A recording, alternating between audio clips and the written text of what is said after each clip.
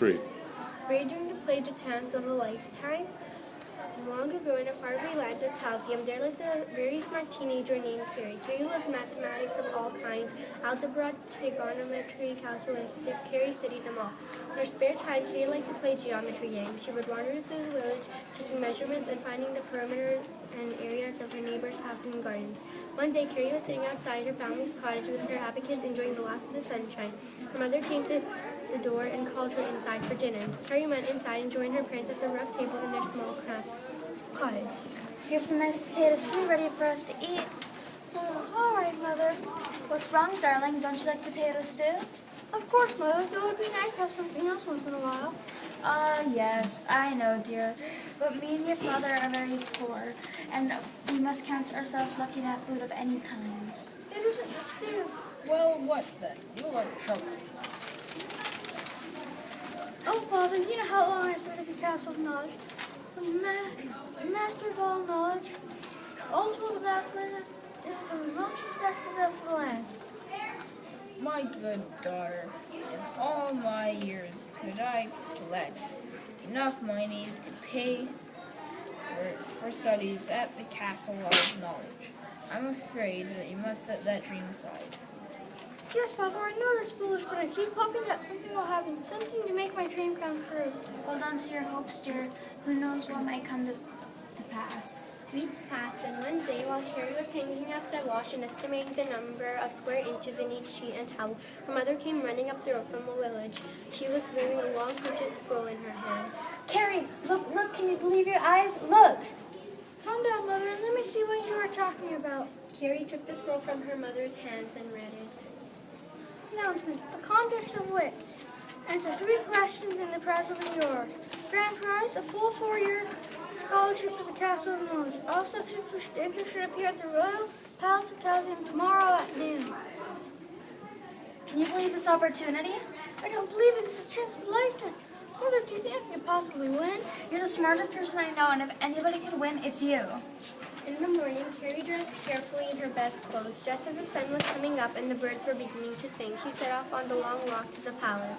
She arrived at the palace exactly at noon and took her place in line. It did not help her nerves to see that she was the only girl in the room. She took a deep breath and tried to calm herself. One by one, the contestants stood before King Archibald. One by one, they failed to answer his questions correctly. Carrie's heart was pounding as she made her way to the front of the line. Next. A girl. I'm next, Your Majesty. A girl, is it? Ha ha. I never said no girls allowed. See if you can have smart questions. Thank you, Your Majesty. You see before you a box. In the box, there are black marbles and white marbles. If I had asked you to pick a matching pair of marbles from the box, what's the least numbers of marbles you have to pick from the box to be certain that you had a matching pair? You have 1 minute to answer. Paige, will you please turn over to Sandglass? Yes, sire, as you wish.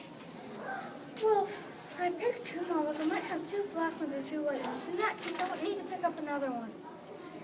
But I also might have 1 of each color. If that were the case, I would need to pick up 1 more marble. This marble would either be black or white. It would therefore match at least 1 of the 2 marbles I'd already chosen. In order to be certain, I would have to pick 3. Well done. With time to spare.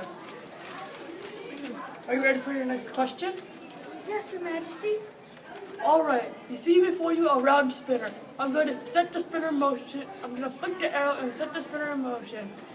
Can you tell me before I flick the arrow what color the arrow will land on? Yeah, want me to answer? Paige, now you please turn over to Sandglass. Yes, sire, as you wish. This is a more difficult question. There is no way to be sure of getting the right answer.